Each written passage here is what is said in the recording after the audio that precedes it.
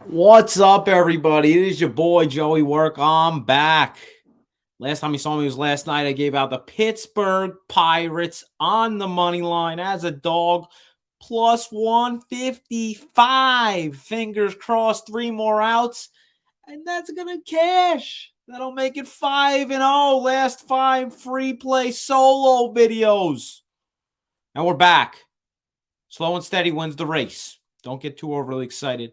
We keep grinding on. This is a full season grind, and we will continue to grind.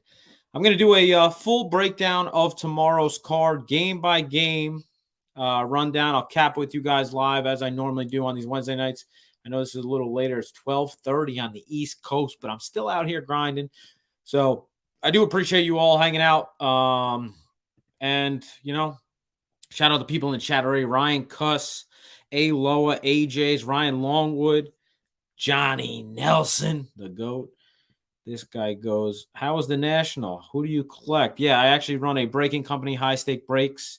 I do collect Kadarius Toney, ungraded, open. Yeah, everything, man. I did rip a optic hobby. I did a big break before I came on here. I hit a nice it was Tom Brady at a 15-12 jersey number.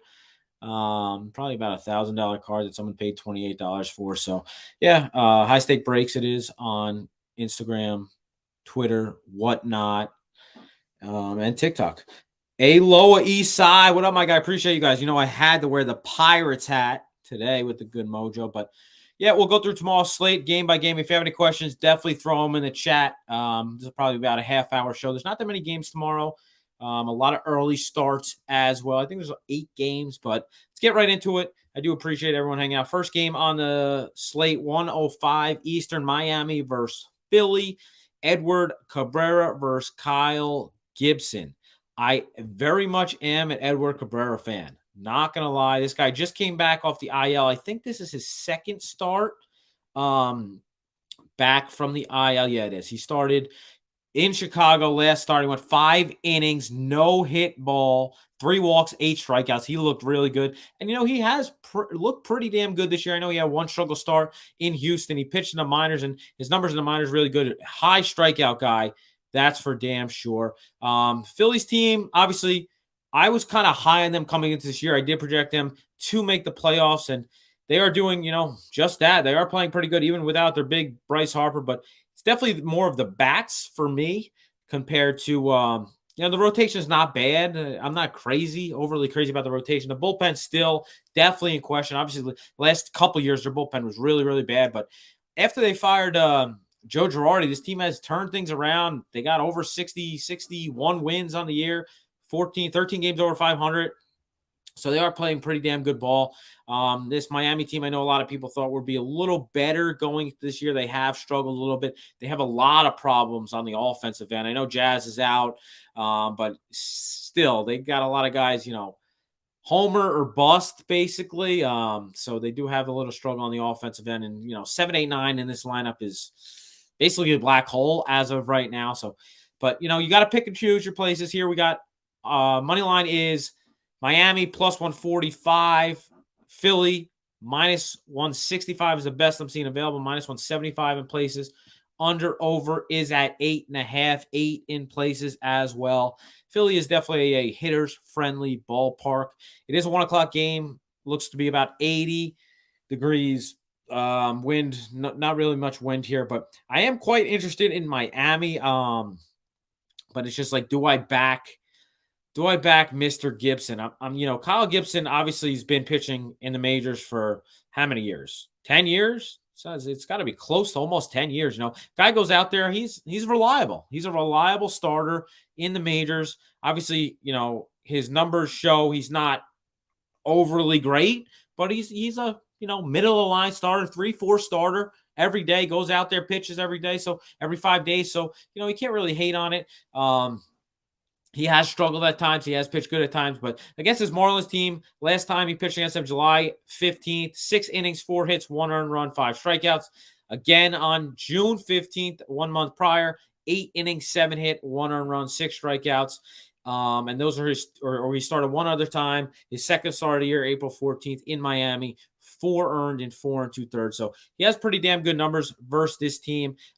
His numbers are the year, he has limited hard hit rate, but his Ks are down. He doesn't walk anybody, which is definitely good. But the other advanced numbers, nothing really crazy to write home about. The guy does throw 6 pitches, basically, which is something I personally like, a guy that throws multiple different pitches. And he uses at least 5 of them. He uses over 10% of the time. So he literally uses almost all 6 pitches.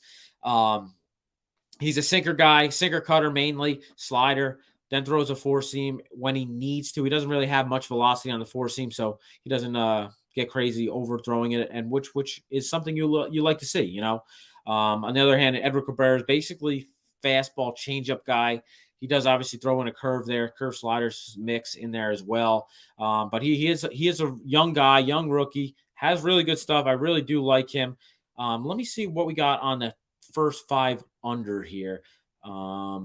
First 5 total 4.5. Yeah, we're going after this. I think Gibson can shut down the Marlins here. I was kind of interested in the Marlins, but I think Gibson can shut down this Marlins team here. Early 1 o'clock start. Marlins have a lot of trouble scoring. So this will be my first official play. First 5 under 4.5. First 5 under 4.5. Phillies, Miami versus Philly. Best available line is via FanDuel at -115. That'll be my first official play on the Run Pure Bet spreadsheet, and also on this free show. Every play that I give out today will also be tracked every day. Every play fully tracked on the Run Pure Bet spreadsheet. So every play I gave out on YouTube, my entire career on this YouTube channel, has been fully tracked. I obviously add more picks for the subscribers every other day. I added 3 picks on the day today. I'll add multiple picks every single day. There's multiple picks on the sheet. You guys get the free ones the 2 days that I am free. But if you want to sign up, runpurebets.com, promo code GetBets. I think that gets 25% off your first month. If that promo code doesn't work, just DM RunPureBets on Twitter, and I'm sure they'll hook you up. Let me just drink a sip of water. Sorry. I'm talking to myself. I was talking to myself. I'm breaking for 3 hours. Now I'm talking to myself for another hour here. So I do talk to myself a lot, but, I even do it when I'm off the live. I talk to myself all the time. I feel like, I don't know. I just do it. All right. Next game. We got Cleveland versus Detroit. I was on the Tigers on the money line today. They had multiple chances to win that game. I got a plus 145 on the money line today. They had multiple choices to win that game. It didn't happen, but you take your chances. Obviously, if the Pirates win, I still win plus 155. I'm still up on the day over a half unit. I went 1-1. I also took the Orioles on the money line as well. I took 3 dogs today, but that game did get canceled until tomorrow. And they did switch the pitching matchup, so I'm not sure if I'm going to go back there. But this matchup is Plesac versus Garrett Hill. Plus 135, best available for Detroit. Minus 158. Oh, that's the first 5. Let me see full game here. Sorry about that. Minus 170 up to a full game for Cleveland. Plus 145 on Detroit first 5. Total is at 8.5. Almost everywhere. Yeah, it's at 8.5 almost everywhere. Plesac has pitched decent. I kind of like Plesac as well. And I'm this Cleveland team has won how many games in a row now? 4 games in a row. They are leading the AL Central. They have overtaken Minnesota, and they are leading the AL Central. My future bets for the AL that I gave out on this YouTube channel are looking pretty good. I gave Cleveland team total over wins. I gave Seattle Mariners to make the playoffs plus 175, and the Tampa Bay Rays to not make the playoffs plus 175. So I obviously the Rays are tight there, and so are Seattle. But man, if those both come in, that would be really nice to come true. So let's go back to the game. Sorry, I got a little sidetracked there. But Plesac, I know his numbers, surface numbers, not very good. He's got hit pretty damn hard. He's actually had a lot of trouble walking people's last 3 starts. But I mean, he pitched against Boston, who's I think personally is a good offense. Tampa Bay, who I'm not very high on at all, as you guys know, the last 2 years I've said Tampa Bay is a fraud, and they showed it last year in the playoffs, and this year they're showing it. They can't hit. Their arms are decent. I'm not even crazy. I think Tampa Bay is the biggest fraud in baseball. I mean, there's a lot of frauds. Don't get me wrong. The White Sox, another fraud. But let's not. And then last start versus Houston, he gave up 4 earned, 5 walks in that game. He's walked 10 people his last 3 starts in 15 innings. That's not good. And he's walked more people almost than, I mean, he has 14 strikeouts, 10 walks. Obviously, when I say this all the time, when those numbers are almost close, it is not good. And his advanced numbers are the year, not good at all. You know, he's striking out people 17% of the time. He doesn't really walk many people, but the last 3 starts, that's quite the opposite, you know. Slugging percentage almost 500 against on the year. X-weighted on base percentage 360 on the year. Oh, man. This guy throws a 4-seamer almost 50% of the time. That more than likely is the damn problem. You know, maybe I go back to Detroit here. I just really don't trust Garrett Hill. That's the problem. And when Detroit wins games, it's normally low scoring. They score 3-4 runs. Like, I would say, hey, let's take Detroit team total over. But when they win games, you know, they score 3 runs. And, you know, like today, they would have won 4-3 if they won. They scored 2 runs today, and they had multiple people on multiple chances of scoring. They just couldn't get the job done. So I know Garrett Hill, he's had 6 starts this year. All of recent, he started in July when they finally started here, and he's been starting ever since. Obviously, this team has nothing to lose. They might as well just continue to start him. But he has not. This has been the, you know, his ERA is 5, obviously, but you have to look somewhat past that. XFIP is not great either. XFIP is in the high 4, so it's not exactly, you know, bad luck. He's just, I'm not really very high on him either. So I do expect some runs. 8.5's about fair, though, because Detroit can easily get shut out. I don't care who's on the hill. My sister could shut out Detroit for a couple innings if they have to, you know. So this is a pass. Lean with Detroit. Definitely lean with Detroit. Maybe just take the team total over. Probably 3.5 if you get it there. Is a solid number.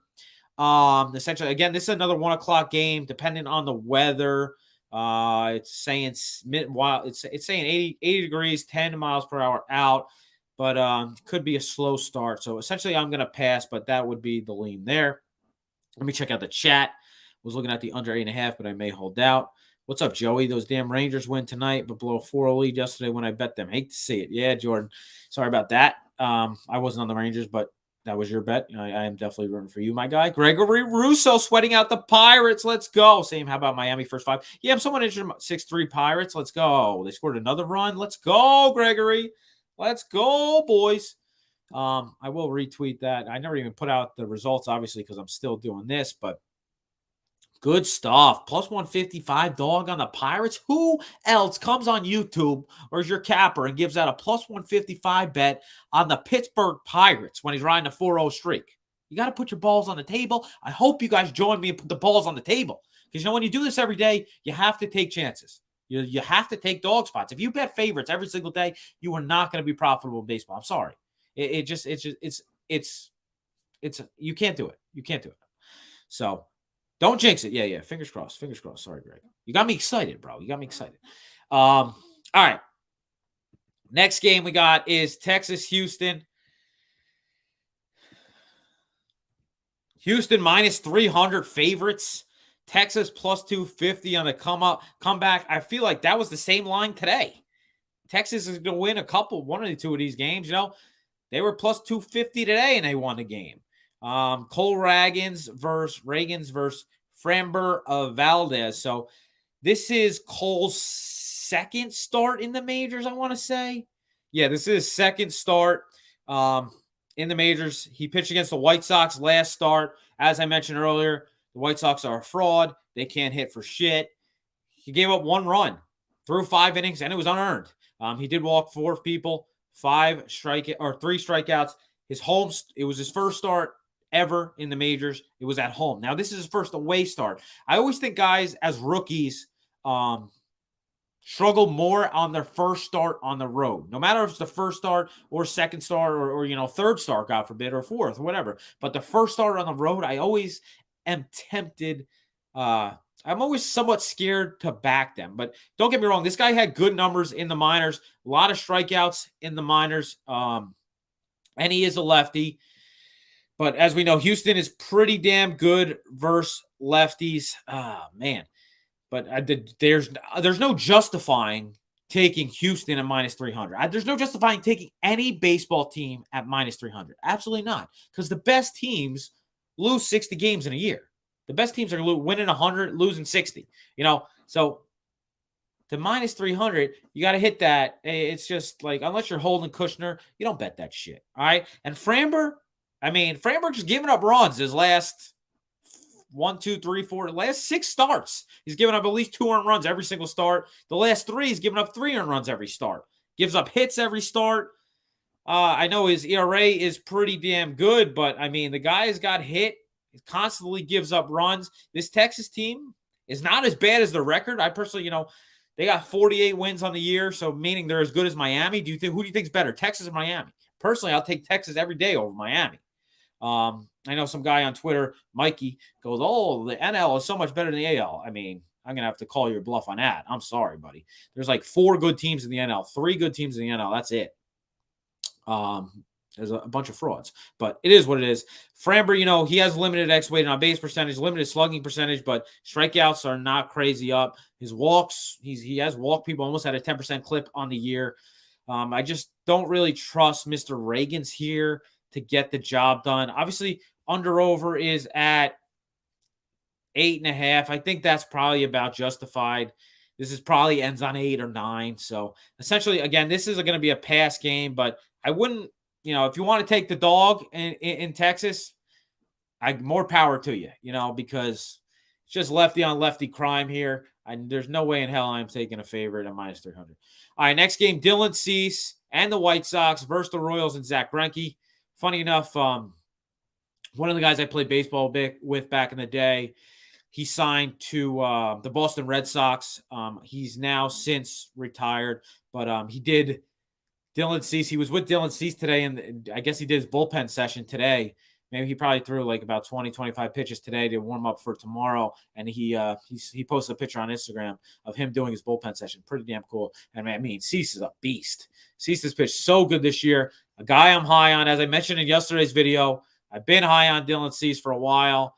And I really do like him. But we got White Sox minus 190 favorites. Like, again, the White Sox are 2 games over 500. Do they deserve to be 2-1 favorites in any game on the year? No. This team is 56 and 54.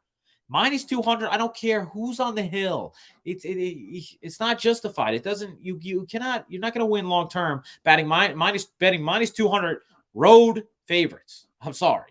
I don't care who the fuck's on the hill. Dylan Cease is good. Don't get me wrong, but the White Sox probably win this game. It's probably gonna be like 3-1, 3-2, 4-2 game. I really think this is gonna be a low scoring game.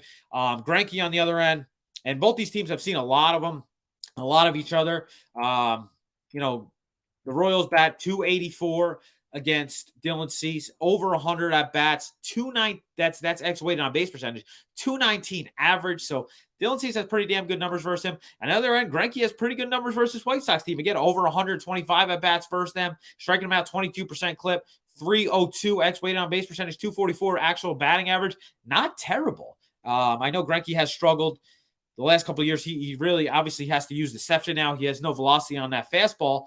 Do I trust Zach Greinke? Not really. I personally don't. Obviously, his ERA is up. Excuse me. His xFIP is up on the year, almost 5. Do I trust Mr. Greinke? No. Do I trust Chicago's bats? No.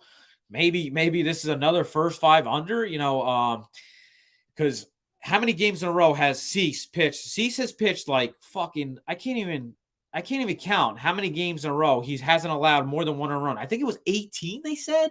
Was it 18 or something? 12 or something? Definitely double digits where he hasn't allowed more than 1 earned run in any of his starts the last at least 10, 12, 15, 18, something around there. I don't exactly remember the number, but definitely double digits his last starts. His ERA is under 2 now. xFIP is under 3. Like, this guy has been really good. Basically, his only problem is he walks people because he throws so freaking hard. If people aren't swinging at every pitch, he throws so hard that he does walk people at times. But that's to come here. That's with the territory. And you know what? I will take it. When the guy's pitching is good, you got to take it. Greinke has, struggled at times, got hit hard, has had some good starts in there as well. let's check the home road splits on him. Yeah, much better at home. So listen to this. His ERA at home this year, 2.23. ERA on the road, 7.16. And versus the White Sox, he pitched at home May 18th, 5 2/3, 2 earned runs. That was his only. Oh, and in Chicago, 6 innings, 3 earned runs versus them. And let's just check something. Yeah. See, Greinke throws 6 different pitches, literally throws 6 different pitches, all over almost 10%. But his advanced numbers this year, oof, scary. Do scare me a little bit. But, you know, when you bet baseball every day, I'll say this time and time again, you have to bet a couple uncomfortable games. So let's see what we got the total. Under is 4. Damn, man. I would really prefer a 4.5 here. I would really prefer a 4.5 on the first 5.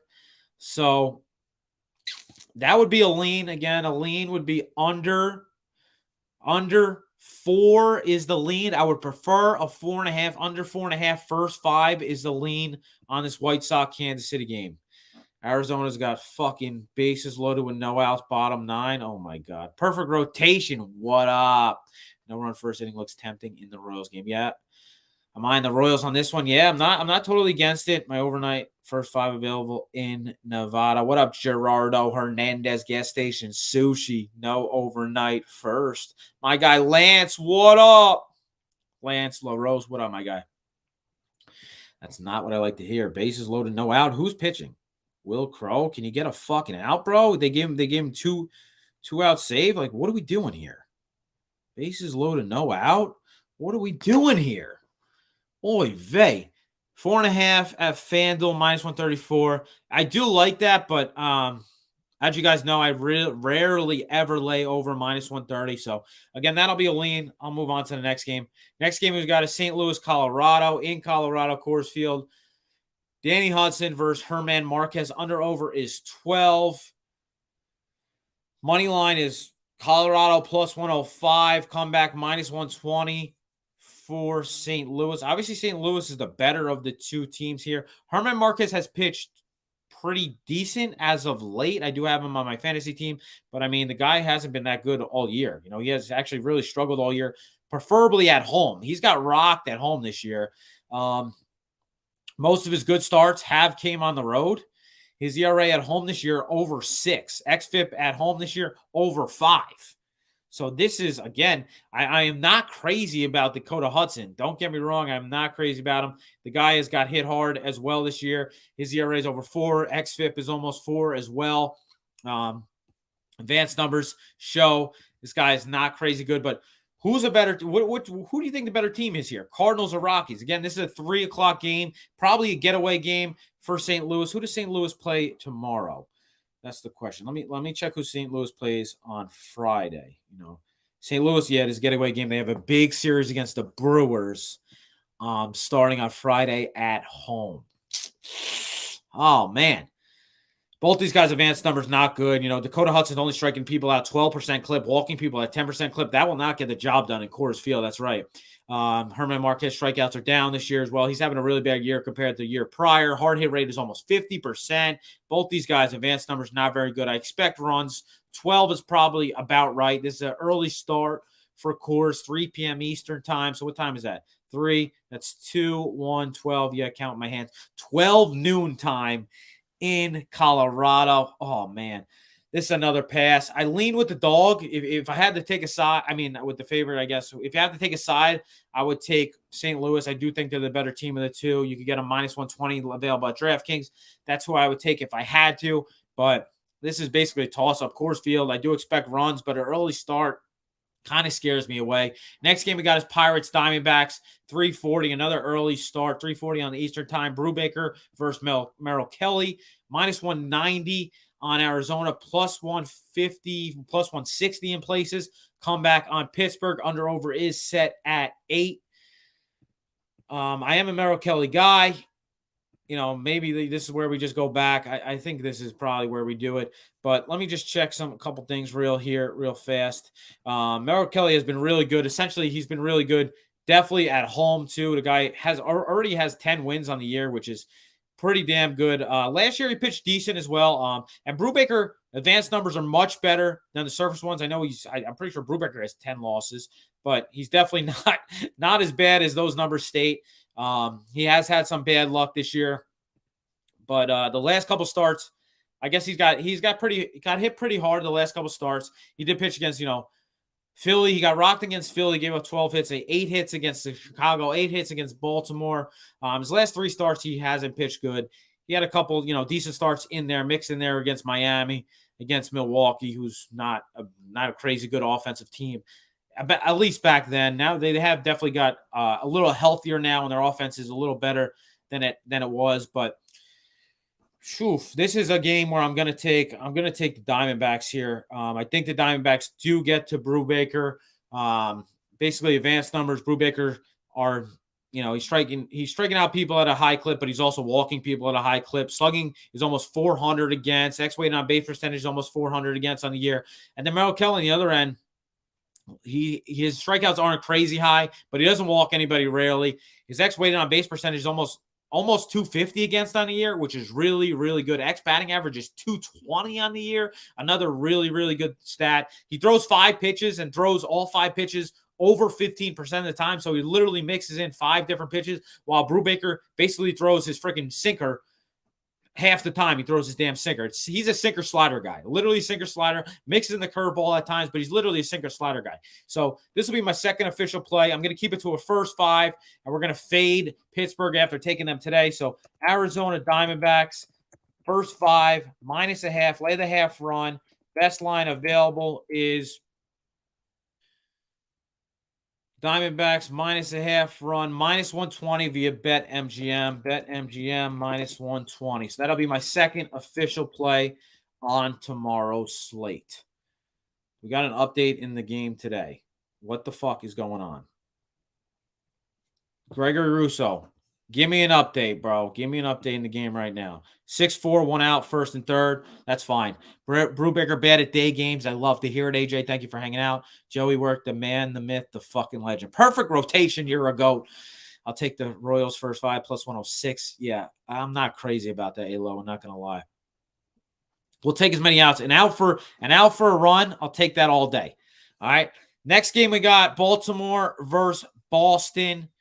Let's see. Let me pull up the money line here. Baltimore versus Boston. Dean Kramer versus John Witkowski. We need a ground ball double play. Yeah, I'll take an out. I'll take an out anyway. Kramer versus Witkowski, plus 115. Baltimore comeback is -130 on Boston. Under over is set at 9.5. Juice to the over, 10 in place. 10 in places. See, this is like I wanted to back Dean Kramer today. Now they switched to Witkowski on the hill because who was supposed to start today? I don't think it was Witkowski. It was somebody else who was supposed to start today. Witkowski has been all right. Personally, I think Baltimore is better than Boston. Baltimore is actually, I mean, obviously the record shows that too, but I know a lot of people would think, oh, Boston, just because Boston's name, blah, blah, blah. I think Baltimore is better than Boston. Kramer hasn't been great. You check the surface numbers, 3.4 ERA, but advanced numbers show definitely regression is due. Neither team has really seen much, not much BVP on either side. So neither team has really seen much of the starter. Obviously, Witkowski, I'm pretty sure this is his rookie year, and Kramer, this might be his second or third year in the majors. I think this is, third year. But he has pitched good and then also struggled at times. He's definitely prefers to pitch at home, obviously, because they moved the park back in Baltimore. I mean, they moved the fences back, and everyone wants to pitch in Baltimore. I know. I personally think everyone's like, oh, why'd they move the fence? But like, guess what? Baltimore, how many games did they win last year? There were 60 and 100 losses. They already got 58 wins this year, and they played 110 games. You think moving the fence back helped? I do. I do. Now pitchers want to pitch there as well, and it's obviously helped them. They're winning low-scoring games. This game is in Boston, so we got to take that with a grain of salt. I definitely expect runs here. That's why the under-over set at 10. It's a dog or pass here. Baltimore pass. Essentially, I likely will pass because I do think, I do think Boston has got a little better with the trades they made with Tommy Pham coming in. Eric Hosmer forcing his way to the Red Sox. I do think they score some runs, but both these guys' advanced numbers not very good. Kelsey's hard hit rate is almost 50% on the year, giving up almost 500 slugging percentage, not striking many people out, walking people at a 10% clip. While Kramer doesn't walk anybody, but he rarely strikes people out. Basically striking people out a little over 15%. Slugging against is almost 500. Like both these guys can easily be out in the third inning. Or, Kramer could go 6 innings, 2 earned, and get a win. So I think this is too much volatility in this game. So essentially, I will be passing. Next game we got is Chicago versus Cincinnati. Under-over is at 9, set at 9 in the Greater American Small Park. And money line, is this right? Cincinnati minus 115 favorites? That don't make sense. Cincinnati minus 115 favorites. Wow. In the Great American Small Park. The Cubs have not seen any of Nick Lodolo, and I did back Nick Lodolo his last start. Not exactly sure what I'm going to do here. I mean, Nick Lodolo is a sinker guy. Throws a sinker over 50%. Then he doesn't really throw a fastball at all. He's sinker change curve. And Drew Smiley's somewhat of the same guy. He does throw a cutter, but his main pitch is his sinker as well. Sinker curveball guy. So these guys are very similar pitchers, both lefties. Lodolo obviously has more velocity in his fastball, being the younger of the two. But I definitely don't trust Drew Smiley. I think the Cubs offense is better than the Reds. I know the Cubs are traveling in. I'm pretty sure the Reds had off today. Lodolo, again, a guy, even though it's a small park, he definitely pitched. This is his rookie year. Yeah, this is definitely his rookie year. He's pitched much better at home than on the road, even in the Great American Small Park. So the lean is with Cincinnati full game here, but do I want to bet Cincinnati with a team that won 44 games at a minus 115 favorite here? I think Cincinnati, like this line should be Cincinnati plus 110-ish. So I got this about 25, 30 cents off here. So I can't bet that. Drew Smiley, I definitely don't trust Drew Smiley here, but I mean, Drew Smiley can easily go out there 6 innings, 1 earned against this Reds team, and it's 2-1, 3-1, 3-1 the Cubs after 5. So maybe I back the Cubs here. The Cubs just won today's game. Let me see something real fast. The Cubs on the road 21-31. Reds at home 24-32. Reds have been playing better ball as of late, but sheesh, this is really. So he pitched against them 5 2/3, 3 earned runs on May 23rd against Cincinnati. That's his only start against Cincinnati this year. And as I said, they have not seen Mr. Lodolo at all.